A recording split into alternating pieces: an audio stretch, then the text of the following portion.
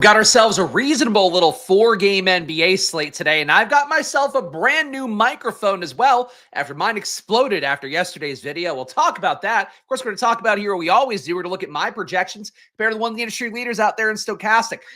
Oh, we got my phone going off again. I cannot ever get everything right here. We're also going to hop to the world of Unabated. So we're going to be back to using their conditional NBA projections and finding the best bets about the halfway point of the video. By the end of this video, you'll know the must plays on today's slate, guys. So let's get into it here. We've got a bunch of guys being ruled out. AG Green out for the Bucks. Bobby Portis out for the Bucks. That's where we are right now. Let me pull up the Q tag tweet though, because we have other ones, and I like the visual element. Here we go. Move me here.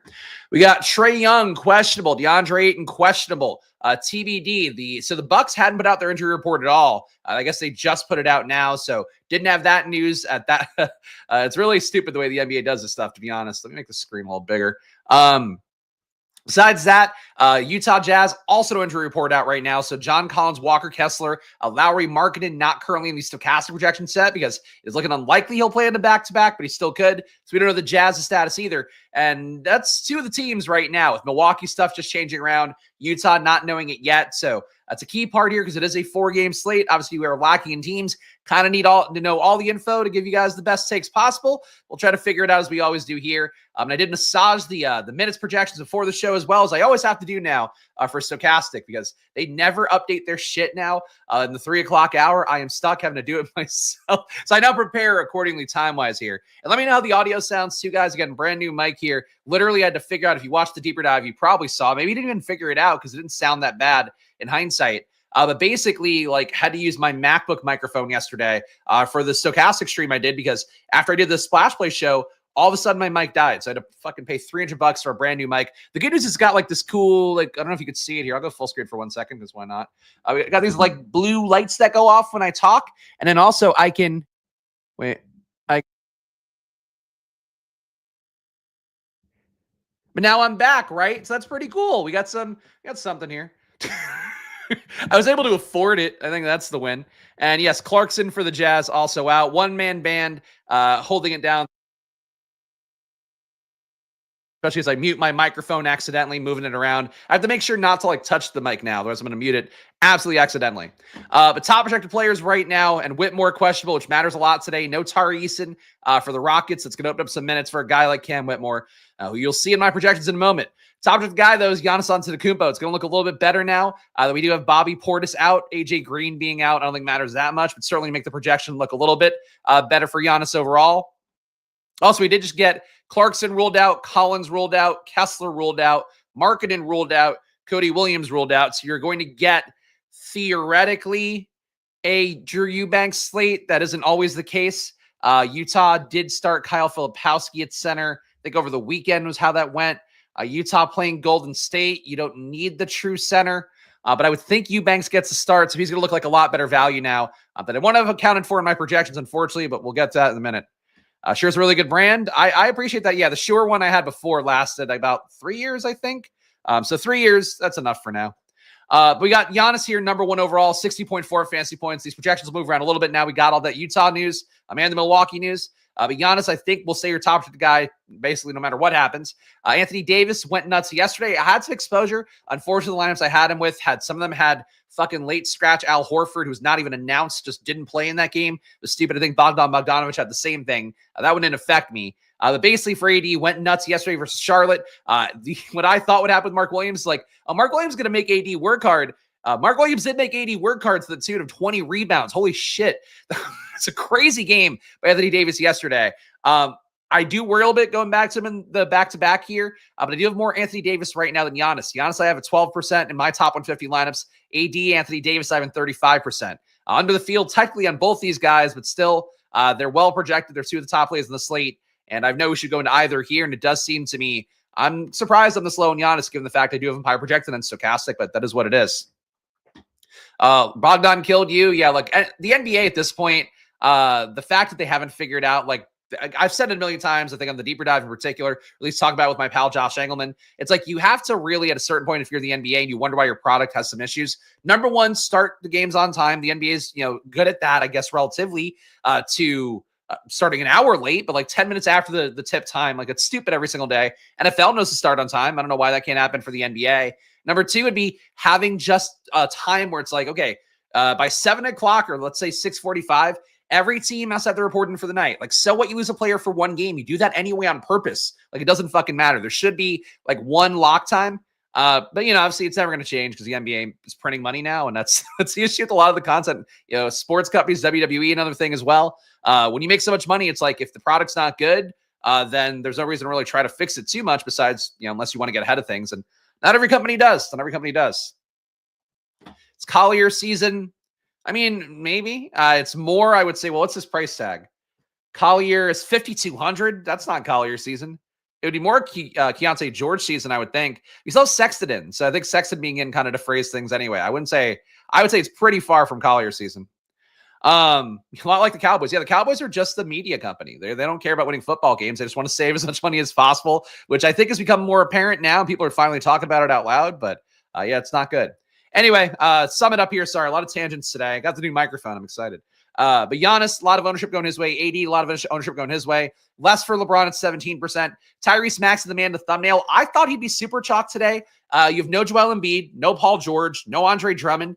Philadelphia in a spot versus the Lakers where you expect this to be a competitive game. Only a 4-point dog at home is Philadelphia today.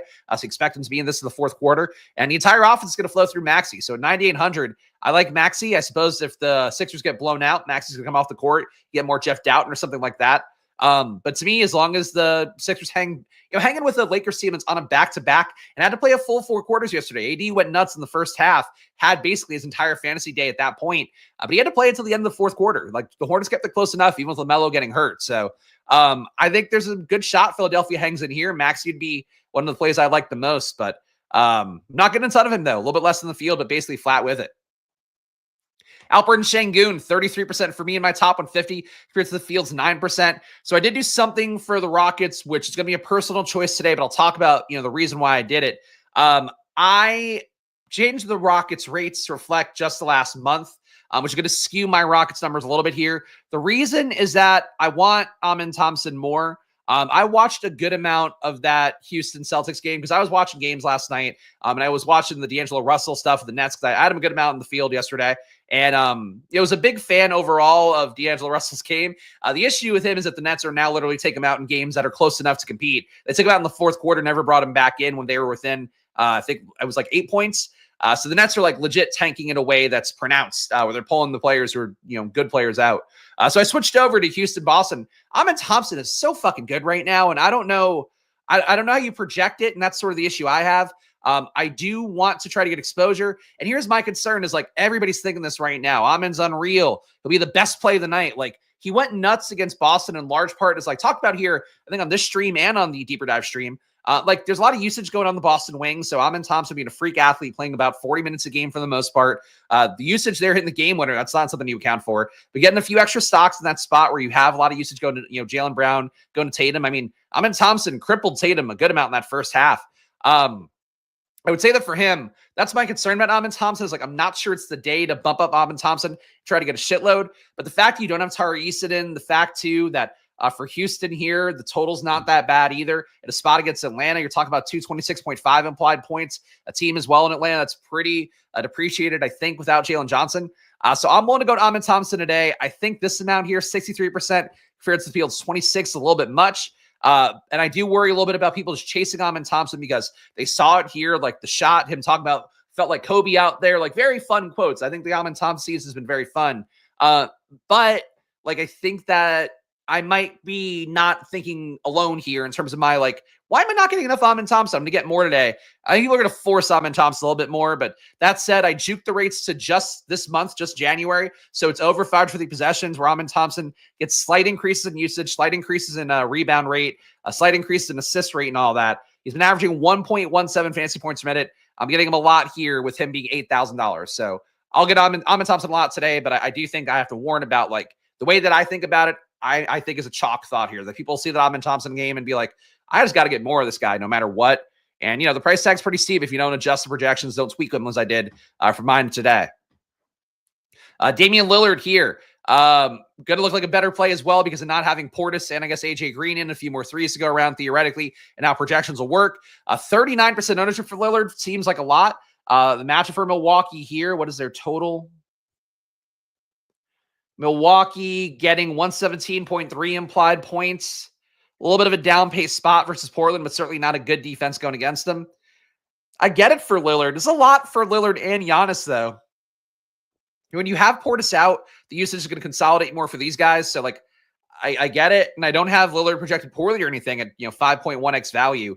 But I'm getting 23% in my top 150. The field's at 39. So, clearly, I'm taking Amin Thompson over Lillard, which I could live with if Lillard's going to be this highly owned, to be honest. $700 more expensive. And he's not going to play, 40 minutes of rebound, steal, loaded kind of basketball like Amin Thompson is. But I think that's why I'm getting less Lillard overall. Not a bad play, but I'm not sure why he's this chalky. There's a lot of Lillard ownership going on a slate too, where Steph Curry is the same price tag, and you have no Draymond, no Kuminga. Yeah, I don't know. I'm surprised with that much Lillard ownership. That said, I'm low on Lillard, low on Steph Curry as well. 26% for the field, 17% for me. Again, the big thing here is I'm getting more Şengün, more Amin Thompson. So when your salary goes here to a 9K guy, to an 8K guy, you're going to get less of these two $8,700 guys. I guess you're going to get less too of guys like Giannis up top for more money. So that's where I'm spending right now. Could certainly move around when I get the Stokastic projection updates, and also the stuff for Utah is going to move things around a little bit. That's where we are as of me having to adjust stuff from the 3 o'clock hour. Let's just sort by value here. Kelly Oubre is popping up a lot as well. Oubre's minutes have gotten pretty crazy. He really doesn't do as much as you would hope for in court time without Paul George, without Andre Drummond.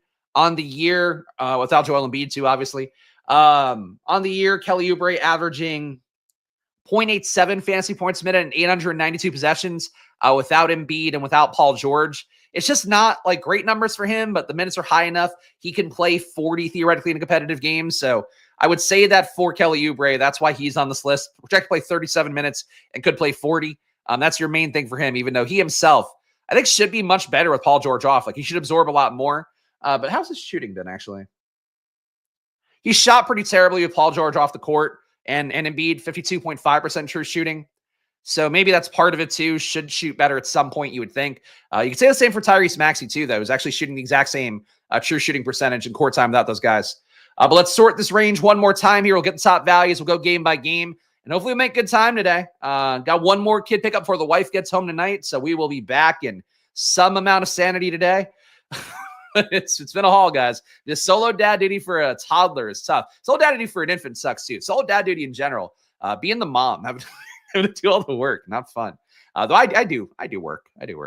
Rookie council. It's important to be a present dad. That's your splash play tip of the day. That's your real splash play of the day. Be a good dad. Rookie council. 27 minutes projected for him because you have so many guys missing. No Caleb Martin as well. No KJ Martin for Philadelphia. Ricky Council projected to get 27 minutes today by Stokastic. He's your top value of the day. I have been 78% of my top 150 lineups, which is a lot of Ricky Council, but he's 4,300. The value in the slate, especially if Cam Whitmore isn't going, is going to look not that good. So Ricky Council, your chalk of the day. It's not Maxey. I like Maxey a lot, but Council's going to be out there taking some bad shots, hopefully getting out in space against a Lakers team that should have, they're an older team. Some dead legs on a back-to-back would be my hope for Council today. Ricky Council is not one of my favorite players. So I have to say, I watch enough Sixers games because A, they're the local team, and B, I always have too much of these guys because my projections love guys when the star player's out, like Embiid being out. You end up getting more Maxey, more Paul George. Happens a lot for me. I've seen a lot of Ricky Council. He's just like a pure rim runner who wants to be able to shoot on the wing and do some stuff. So my hope is that, at a spot against the Lakers on a back-to-back, he can get out there, flash the youth and, bounciness a little bit more. But, the Lakers going to have some guys back who didn't play yesterday too, like Rui Hachimura. So maybe it kind of comes out in the wash. Love slates like this where you're living and dying with Taurean Prince. Taurean Prince is going to come out more. Ricky Council is still going to be the chalk, I think, no matter what happens with some of the projections moving. But I would say Drew Eubanks probably going to pick up a good amount of ownership with the projections moving for Utah now, with all those guys being out. Number 2 is Cam Whitmore. No Tari Eason today. Cam Whitmore also getting a little bit of the rate boost. Actually, no, I didn't boost Cam Whitmore's rates. Never mind. I only boost the top 5 guys or change the top 5 guys' rates to reflect January for Houston. So I didn't move Cam Whitmore at all. The fact that I have him at 22 minutes is a big thing here. If he does go, if Cam Whitmore's out, they're going to have a lot more minutes to go around.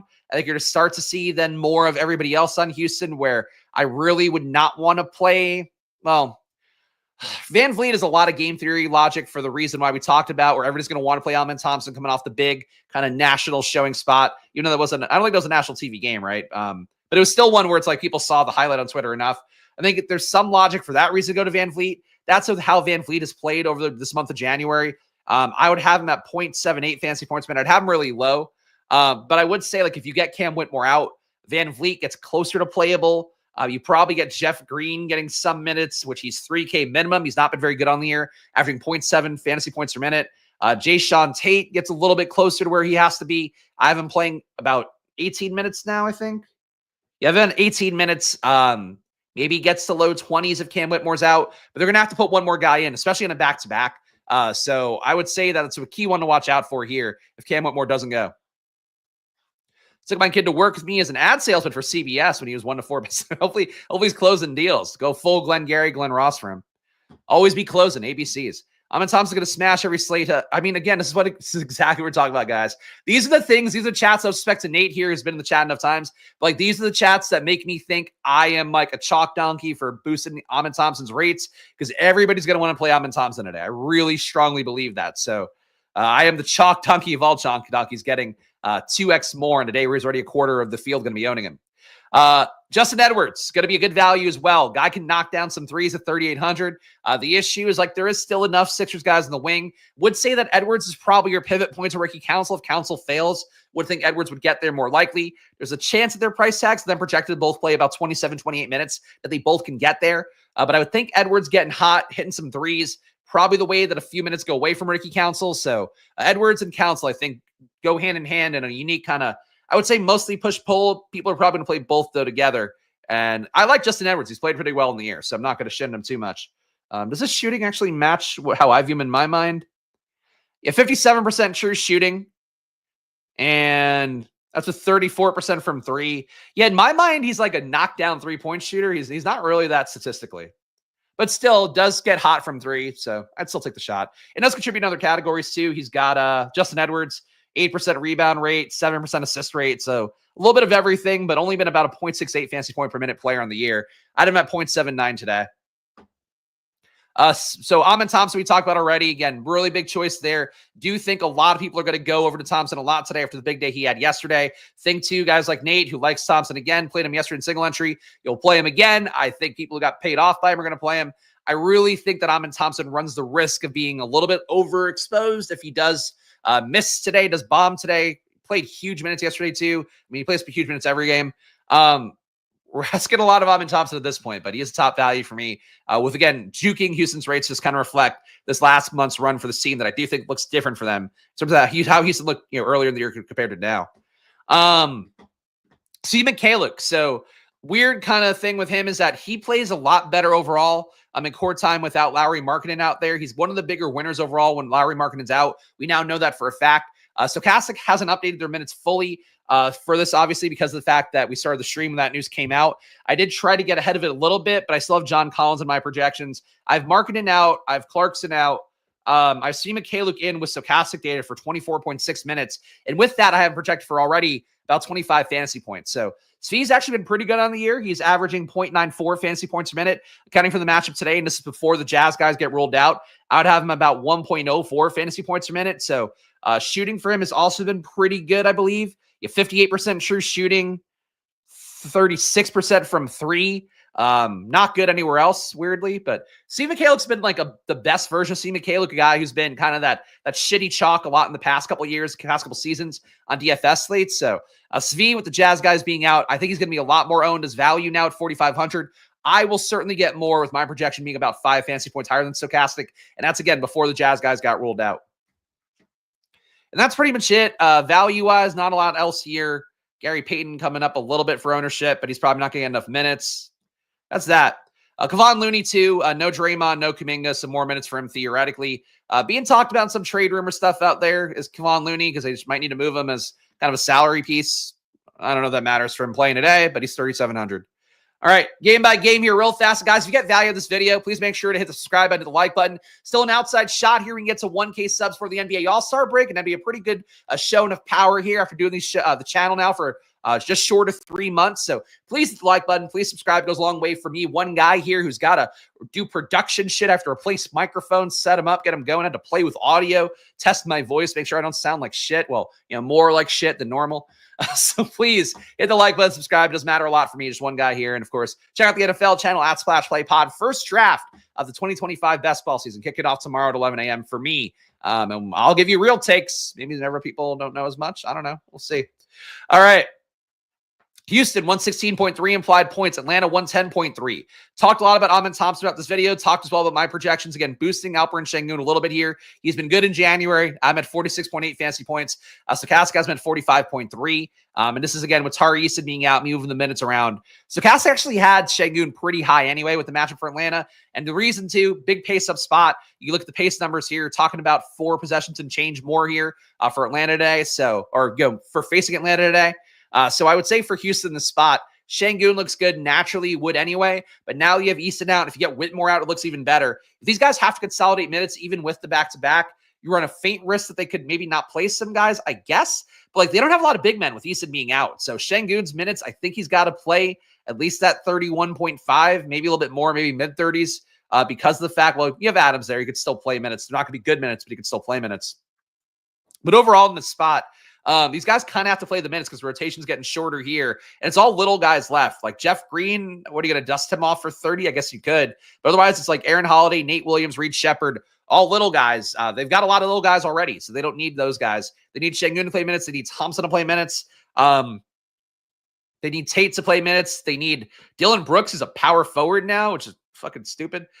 They need him to play minutes. They need these guys to play minutes because they don't have enough big bodies or mid-sized bodies.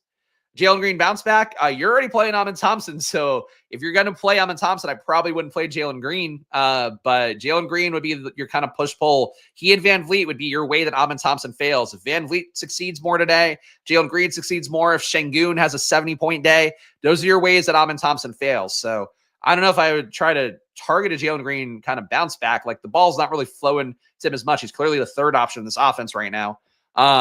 But yeah, I'm 11%. I think if you're not playing Amin Thompson, if you have a tool like the solver, if you're running, lineups through that, if you could boost players in lineups where Amin Thompson isn't in the lineup, I would consider doing that, where you boost Sengun, you boost Van Vliet, even though Van Vliet's really been the worst version of himself this month. You boost Jalen Green. I would really not want to play Dylan Brooks off of a 10 3-pointer day. You can boost him though. But really the main thing here is if Cam Whitmore's out, all these guys, I think, get a little bit to be a better play because rotations get a little bit too short at that point, especially for small forwards and power forwards. Anyway, good amount of ownership here for the field. We'll see what happens with Whitmore, but he's the key piece right now that we need to know about. And again, a really big stand for me and Amin Thompson that's in favor of, and I do worry about being a chalk donkey with that one because I think everybody's going to want to play Amin Thompson after the game he had yesterday. Atlanta, 110 implied points for them. Trae Young, not getting enough of the boost here without Jalen Johnson. I have that 1.1 fantasy points per minute. It is a downgrade of a spot going against Houston. For Atlanta, you're getting a down pace spot. You're getting also not a great total here at 110, relative to Atlanta's usual standards. You're also getting a Houston team that maybe they're a little bit sleepy on the back-to-back. They are missing one of the newly dubbed terror twins with Tari Eason being out. So one guy will wreak a little bit less havoc defensively. But still, Atlanta, I don't love them in the spot, even with, letdown game, I guess, is your main case here. If Trae Young sits, you take a shot on Keaton Wallace again. I was impressed Keaton Wallace got there versus Minnesota. He's looking good since he came back from the G League stint, so I would take that shot. Bogdan Bogdanovic was the late scratch yesterday, as we talked about at the beginning of the video. I haven't liked him very much this year. I'd have them much lower than Stokastic does. I'd have them at 0.63 fantasy points per minute. But these guys here theoretically should benefit a little bit if Trae Young is out. Dyson Daniels look a lot better as well. He sat yesterday. Atlanta right now, if Trae Young's out, it's a different situation. All these guys look more playable. As it is, I'm under on everybody besides Clint Capella. He's still getting enough minutes as a backup, but he is definitely your backup at about $2K cheaper than a Kongwu. Lakers Dame time homecoming 50 burger, I guess. Dame or Curry, Dame will be the higher owned play, and I have him higher projected as well. So, if you want the lower owned option, it's going to be Curry, but Curry's honestly still going to be, seems like owned by about a quarter of the field. So if you want to play Dame, you can. I don't know. I think people are expecting Dame to light up Portland. That doesn't always happen in these quote unquote revengey games. Maybe puts on a little bit of a show, but sometimes those guys too try to big time the game a little bit. If that's a reason for playing Dame Day, I guess I didn't account for that when seeing his ownership being so high. He projects well enough that I have no issue playing Dame, but I wouldn't play him for narrative homecoming reasons personally. Lakers, 111 implied points. Philadelphia, 107. Not great pace in the spot. Technically a pace down for the Lakers, but overall you're looking at about a 97 possession game. So we're getting a little bit less here. Lakers, though, did well yesterday to down pace spot going against Charlotte. So that's how that looks today for AD. AD, 38% owned by the field, 35% for me. Wouldn't shock me to see people point chase a little bit here. He is in a good situation on paper against Philadelphia where they don't have a legit center. Yabu's going to do the best he can. Adem Bona's going to be a big fucking stiff out there. He does absolutely nothing. But Anthony Davis, like, if they miss some shots, he could rip another 20 rebounds here in his sleep if he really wanted to. But the Lakers run the risk here back-to-back. Somebody going to the locker room like an AD on a back-to-back. You know the deal there. So chalky AD, I think he's worth it. I'm with the field on him, but technically a little bit lower. LeBron a little bit lower on as well. Field to play him 17%. I got 11. Max Christie fields at 15%. I got 9. He's playing 30-plus minutes a game. He isn't very good at 0.65 fantasy points a minute. The guys who aren't LeBron, AD, and to a lesser extent Austin Reeves, they just don't matter on the team. Finney Smith, I played a little bit yesterday in the hopes he'd get more minutes. He didn't quite get enough. Then wasn't productive doing it. It's just LeBron and AD. If these guys are playing and they're expected to play, that's who you go with. Max Christie, though, playing 30-plus minutes a game. Take your shot, I guess. And Rui is a guy.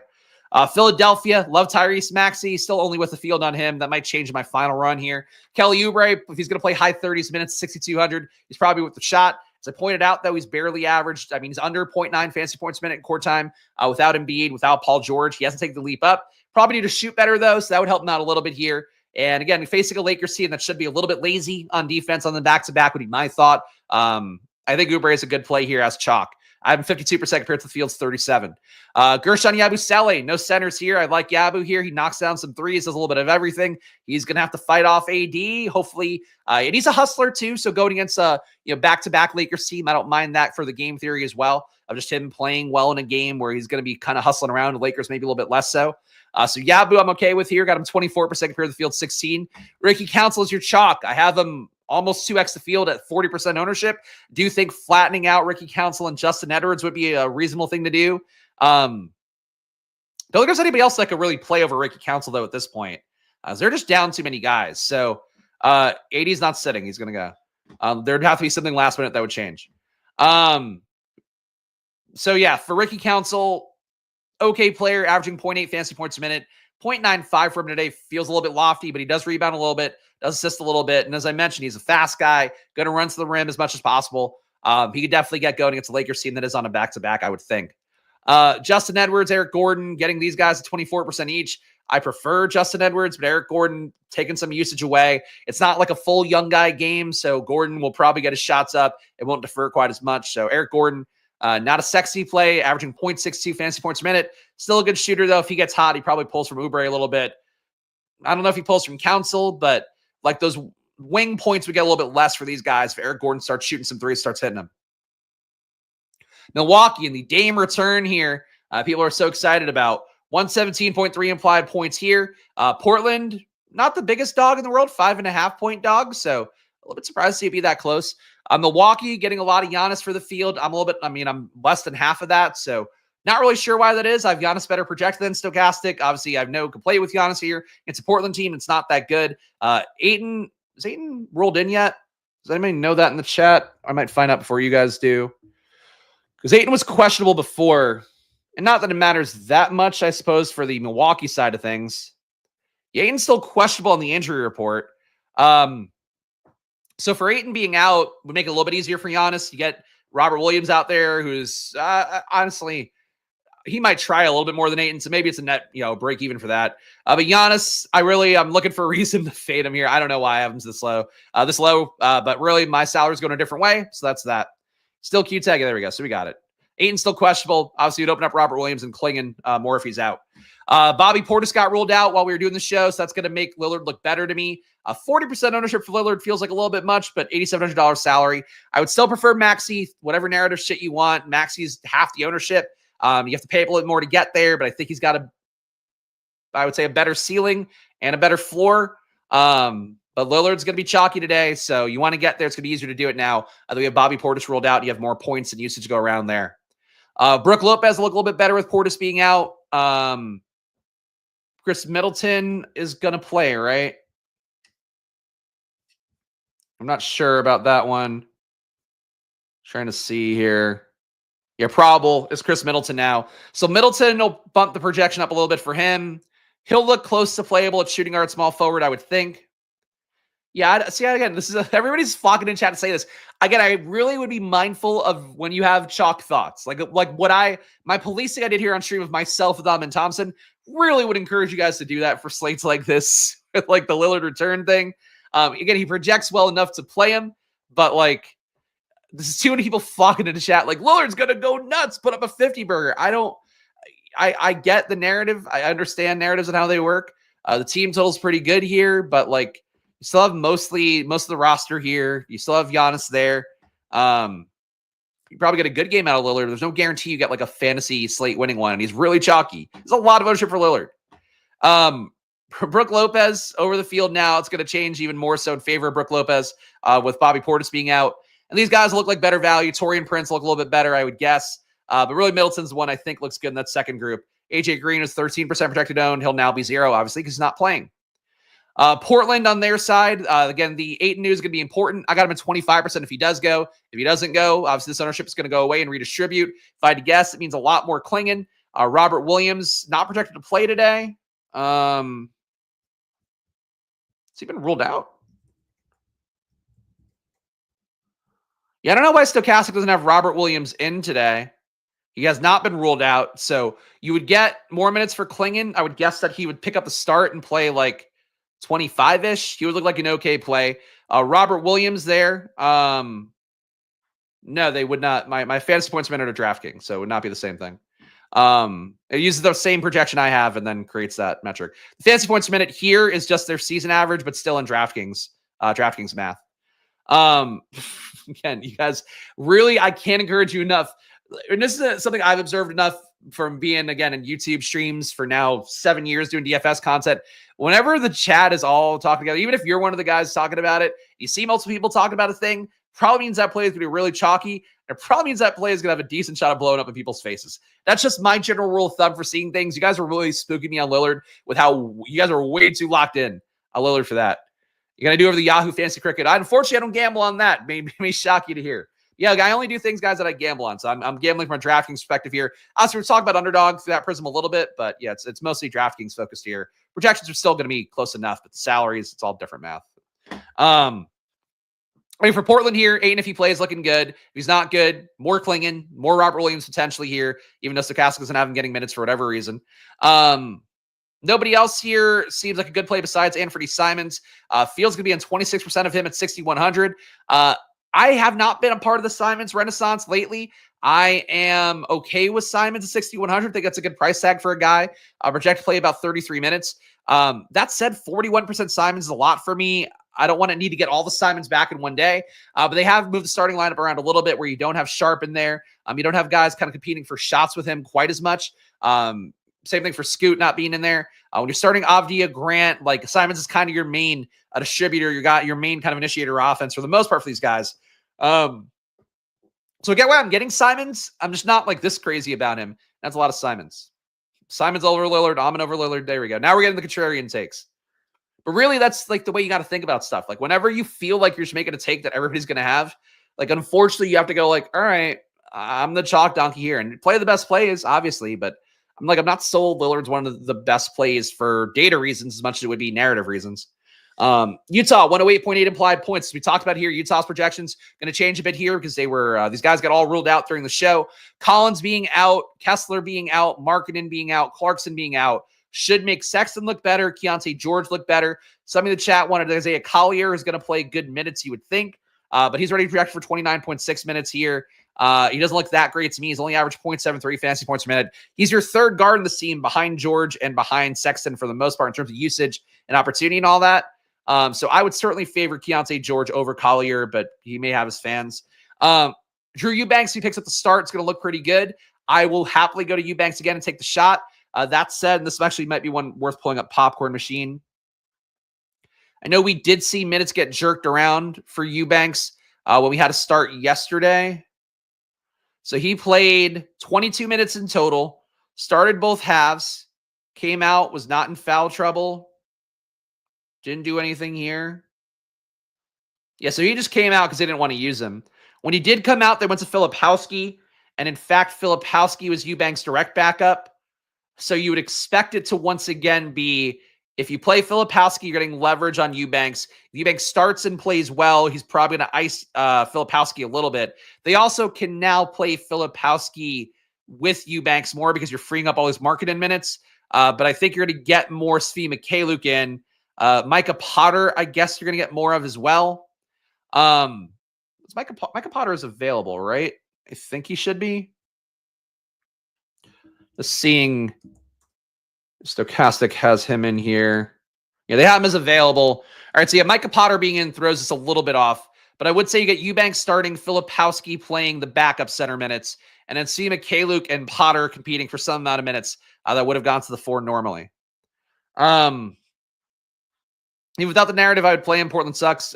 Okay, but the point, though, isn't about how you feel about it with the narrative stuff. It's more that everybody is going to go there. Like, look at this guy, K Crack, or is he just going to go Crack for this one? This guy Crack's been saying this, like, the entire show. And I can tell you from what I watched this morning, too, it was the same thing on Josh's show this morning. Like, people are going to chase the lower thing more. He's already projected for 40% ownership. Like, Stokastic's ownership isn't projecting for human shit that's stupid that people do. I think Lillard ends up a little bit more owned than he probably should today, would be my guess, because of the fact that it's this quote-unquote revenge game.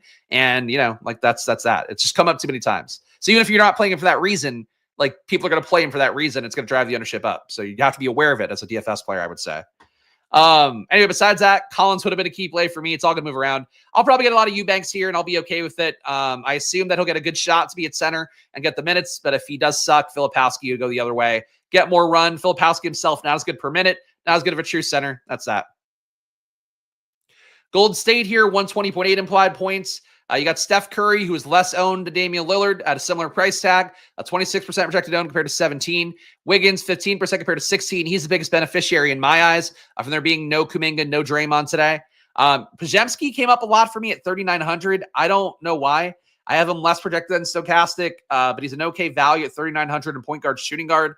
Moses Moody coming up a good amount as a value here as well. Though Podziemski, I got almost 2x the field on, which I don't feel great about. But on a slate where there isn't great value, that's why. I assume that Podziemski ownership is going to flip to me for a guy like Eubanks. So that's the way it's going to go for me. But really, Golden State looking okay, I guess. But I think it's more the price tag. With true value opening up for Utah, I would guess you're going to get those guys more. And Podziemski and Moody should come down a little bit, as they should, because they're not. The rotation for Golden State is so stupid and so big. That's basically it. Let's go to the world of Unabated now, guys. Of course, if you're not familiar, go learn about them right now. And the conditional NBA projections they do, led by Justin Fan, a name you guys know a lot. He's created the alert stuff for sites like Underdog, sites like worked at Basketball Monster before. It was at Fantasy Labs at one point. Guy does great work. So that's my touting of Justin Fan. Here, watch this video and learn more about Unabated, our presenting sponsor for today's show.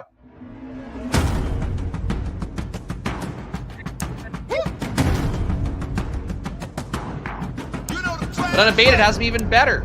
Dude, my projections are good. Imagine 4 people working on them full time. They're all smarter than me. Probably even better. No, I don't know if they're smart. Or better compensated for sure. Real-time NBA news. If you don't want to be on Twitter like I don't anymore, I'm not even tweeting out shows anymore. You can't go Nazi salute and stuff. Sorry guys, that's one of my things. But you get alerts from Discord. And you got graphs. Oh, you got more graphs. Look at that graph. That's like a Madonna in the 80s cone bra graph. Kind of graph you want to get, take home to mama. Maybe you don't want to take Madonna home to mama. You probably never did. Anyway, we can chat too. Somebody DM me about doing an OnlyFans chatbot, which is odd. I'm not an OnlyFans. But I did think about it. Or I was like, hey, maybe I could do a chatbot and I could do my best ball team reviews. And then people can also, you can talk dirty to you if you want. Sick graphs. Thank you for that. There we go. There we go. I don't even know what that means, but sure. Drums indeed, drums and graphs. So we got it all here. Got it all here on Splash Play. Your top bets right now, according to Unabated, of course, the conditional players here, the Q-tag players. We're not looking at their team, so you won't see any Atlanta lines. You won't see any Portland lines, but you will see everything else here. Let me just make sure we're pulling it all in. Scroll down here. The cash B-roll does make me laugh. It's like, it very much is like marketing video-y, but that's why we play it every day. They asked me to do it, and I'm going to do it, and we're going to enjoy the process along the way. Your best bet right now for points, based on Unabated's conditional NBA projections, you get for yourself at unabated.com/NBA. Promo code SPLASH. If you want DFS projections as well, it'll be different than a lot of people. Frankly, I don't think people are using the Unabated NBA DFS projections enough compared to some of the other ones out there. Even people still use roto grinders, pay for Unabated and use them for not a crazy amount of money. But check it out, unabated.com/NBA. Click the link in the description and use the promo code SPLASH if you want to go check it out for $30 off a month of Unabated data. Chris Middleton over 12.5 points, -113 odds, gets you 11.9% EV on FanDuel Sportsbook. Middleton also good for over 12.5 now. Line seemingly not updated enough for Bobby Portis being out. You go to PrizePicks, get Middleton there as well. 12.5 points there, 9.7% EV, and 6.8% EV on DraftKings Sportsbook for over 12.5 points there. I also need to make this screen a little bit smaller. I guess that's why I'd done that before. So I can't scroll and unabated with this one. We got Kelly Oubre under 17.5 points, 9.7% EV at -115 odds on DraftKings Sportsbook. PrizePicks as well, under 17.5 points on there. Looking good. So Kelly Oubre, as I mentioned, has not been a great scorer overall with Paul George out. I do think he's due to shoot better at some point. For right now, though, the under looks pretty good. Adem Bona here under 4.5 points, -118 odds. The standard on PrizePicks looks like your best EV. It's not available anywhere else. Underdog kills their lines faster than ever. They must have unabated themselves because their lines get pulled immediately. The conditional projections come out. But Adem Bona under 4.5 points, 8.7% EV. Andre Jackson, more minutes to go around for Milwaukee, but they're still taking the under here. Under 4.5 points for Andre Jackson. Technically, he's projected for more, but you're getting plus money on it, so that changes the expected value equation, where it's win rate times win amount minus loss rate times loss amount. It's the EV calculation you know for anything you do in gambling and DFS, but especially in sports betting. Andre Jackson under 4.5 on DraftKings, looking good at plus 105 odds. Rui Hachimura, we prefer 8% or higher for the sim EV. Market-based EVs you could do with unabated, as we did on yesterday's video. That could be 2%, 3% or higher. Sim EVs, you generally want to have it a little bit higher because it's not really based on something rooted in reality is the best way, I guess, to say that. I'll go Eubanks, but as I mentioned before, please, I encourage you guys before you ask me questions to watch the video. I just talk with this at length. Filipowski should pull from Eubanks if Eubanks fails, but Eubanks should start. So if he plays well, he's going to get the minutes. But if they fall behind hugely to Golden State, you probably get Filipowski out there because they need shooters. So that's the way to view that. But I would favor Eubanks. Chris Middleton over here as well. His rebounds over looking good. Over 4 rebounds, going to go on PrizePicks, 13.4% EV. You're also getting 8.1% EV on DraftKings Sportsbook at plus 110 odds for Chris Middleton over 4.5. And on FanDuel over 4.5 at plus 114, you get 10.1% EV. So Middleton, anywhere you can get him over 4.5 rebounds, except Underdog, which has taken every line off. They've just said, no, we're not going to offer anything. Taurean Prince. And also, if you're playing FanDuel, don't play either guy, would be my thought too. The centers for Utah, just less valuable on FanDuel. Generally, you want to be able to go over the top at center a little bit with points. So I guess on a short slate, still playable on FanDuel, but I would definitely say Eubanks more of a play. And Filipowski, I would say more of a play on DraftKings. But Filipowski might be forward, right, on FanDuel. I don't know. That's why I don't care about FanDuel. Too fucking complicated on FanDuel. Taurean Prince over 3.5. That's actually not true. I just don't want to prepare it in my brain. Taurean Prince over 3.5. Unless I'm doing this Stokastic show, then I try enough. Over 3.5 rebounds for Taurean Prince, 13.4% EV on PrizePicks. Not available on your regular sports books for Taurean Prince. He does get more minutes as well with Bobby Portis being out. Over 3.5 rebounds, going to go on PrizePicks. Austin Reeves under 4.5 rebounds, 11.4% EV on PrizePicks right now. DraftKings Sportsbook, you probably don't want it. But take Austin Reeves under 4.5 on PrizePicks. Really good PrizePicks bets today. Lots of them. Underdog, not so much. Gershon Yabusele over 7.5 on FanDuel, plus 102 odds. For Gershon Yabusele here, looking good at 11% EV on FanDuel Sportsbook. Close to playable on DraftKings for over 7.5 there, but Gershon looking good. And again, no centers available for the team besides Adem Bona, who is awful. Yabusele is going to have to try hard. He'll probably sneak some rebounds against a, again, low hustle Lakers team on a back-to-back. Kelly Oubre over 7 rebounds. Lots of minutes for Kelly Oubre lately, as we talked about. Do you have a little bit of a less minutes projection here for unabated, 36.5 minutes compared to, I believe, Stokastic got him at almost 38. But Oubre looking good. Again, playing high 30s minutes, can get to 40 if it's a competitive spot. 10.9% EV for him for over 7 rebounds. And I would still play Oubre, 7.8% EV on over 7.5 on DraftKings. Over 6.5 on FanDuel looks pretty good with 10.6% EV. No, it's DK and Josh today on Stokastic. I am on tomorrow and Thursday will be mine. And again, back with a normal mic instead of talking to my MacBook. So it'll be a big win from yesterday. Dennis Schroeder under 2.5 rebounds, minus 154 odds on DraftKings gets you 8.6% EV. So even with Golden State being down Draymond and Kuminga, Schroeder now not meaningfully enough in a rotation and getting 21 minutes. So take the under for him if you can get it. And Adem Bona over 4.5 rebounds. He sucks, man, but it's an 8% EV for Adem Bona on PrizePicks, not available anywhere else. For Adem Bona over 4.5 rebounds. Assists. We'll hit PRAs. We'll run a DFS sim. We'll call it a day. I'll go pick up my kid. And hopefully I won't have to deal with him as much with the wife coming back. So living the dream. All right, I'll have some quality bonding time before Alex gets you. It's a 7:30 slate. That's nice today. If you're not familiar, by the way, it is a 7:30 slate, so keep that in mind. Not a 7 o'clocker. Buddy Hield, 13.4% EV for him on the under, 1.5 assists, plus 145 odds, only 22 minutes projected. Golden State's legit playing like 12 guys, 13 guys in some rotations lately. So the minutes are not good for anybody besides Steph and some of the other guys up top. So Wiggins would be another one. So Buddy Hield under here, plus 145 odds on DraftKings Sportsbook. Eric Gordon, over 2.5 assists, 8.7% EV at plus 100 odds on DraftKings Sportsbook. You're not getting anywhere else, so take Eric Gordon on DraftKings, over 2.5 assists for him at plus 100.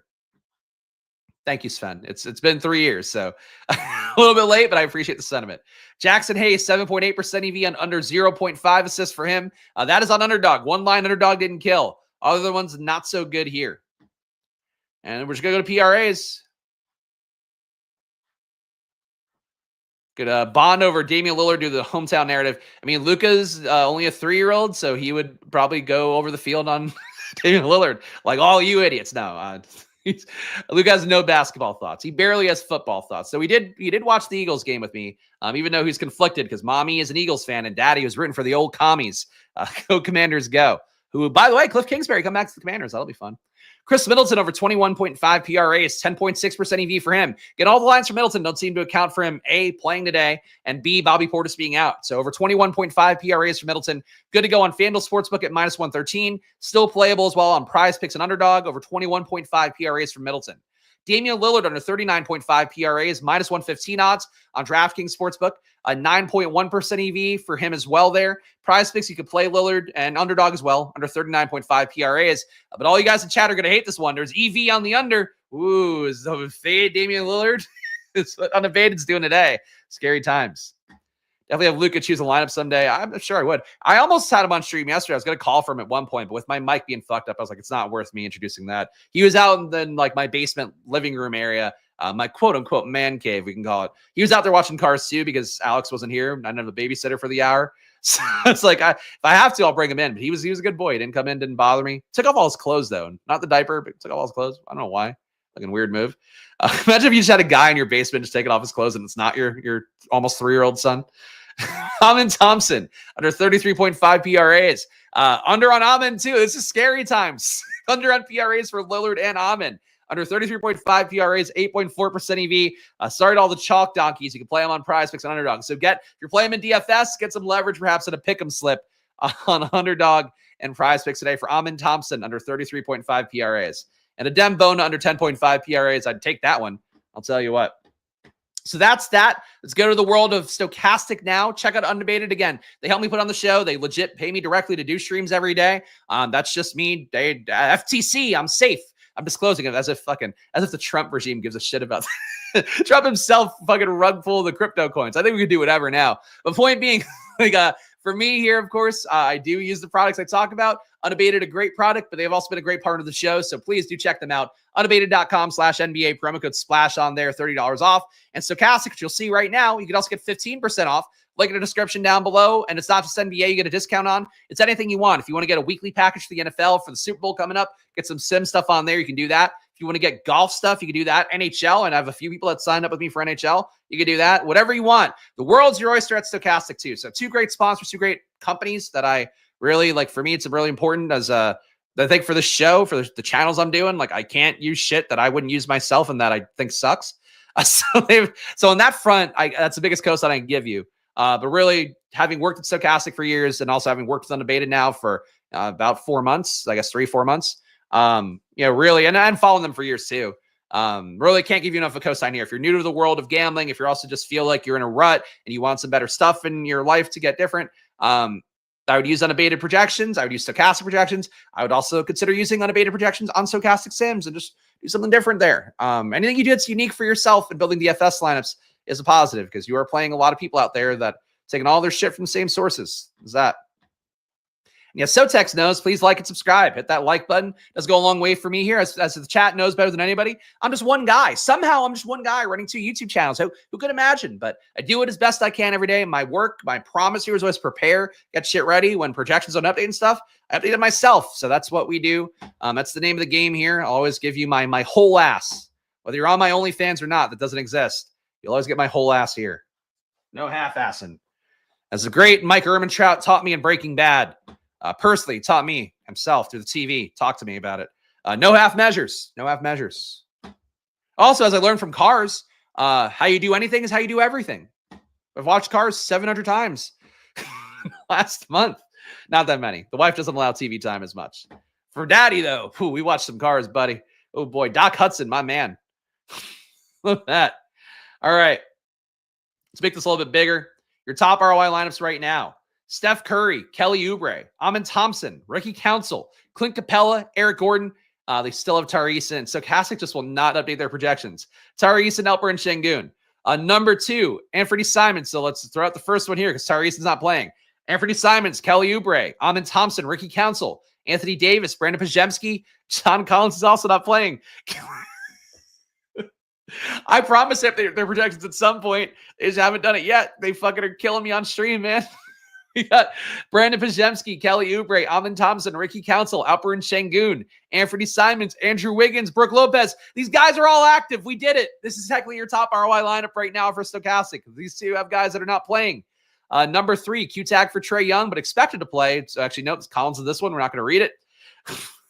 Oh boy, they're making themselves look bad by not updating their projections. They're making me look bad too because I don't know how to fucking talk through this when they do shit like this to me. Amin Thompson, Brandon Pajemski, Ricky Collins in this one too. Boy, John Collins would have been a great play tonight. That's how I feel about this. Walker Kessler's in this lineup. This is like the worst bit in the world. Here, this one. Okay, this one's got Collins. Let's find one where everybody's playing. Kessler in this one. Holy shit, you're going to get a Jazz big man in every lineup here when Stokastic's old projection set. That means Drew Eubanks is going to be an absolute smash play. We got, okay, this one's good. No, this one's got Tari Eason in it. Are you fucking kidding me? How? All right, you know what? Here, let's try something. Who do we know is out that Stokastic doesn't know is out? Lineup doesn't contain Eason. Lineup doesn't contain and Jeremy, I know. I fucking know. Kessler, I appreciate you trying to help, but I'm well aware. Unfortunately, it's just, again, this is the good side of them, or the bad side, rather, of them using the projections here. These are just theirs. But there's not my projections involved. So the minutes I changed, I can't make them change it on there. And I appreciate you telling me, though. I'm not trying to be rude. This is fucking driving me nuts that I have to do this on stream. All right, so your lineups without the guys that are out. Pajemski, but it's going to move around because of Eubanks. Pajemski, Oubre, Amin Thompson, Ricky Council, Alper and Şengün, Anthony Simons, Andrew Wiggins, Brooke Lopez. Number 2, Anthony Simons, Kelly Oubre, Amin Thompson, Dylan Brooks, Steven Adams, Damian Lillard, Dorian Finney-Smith, Alper and Şengün. Number 3, Brandon Pajemski, Kelly Oubre. Whitmore's not out yet. Whitmore is questionable.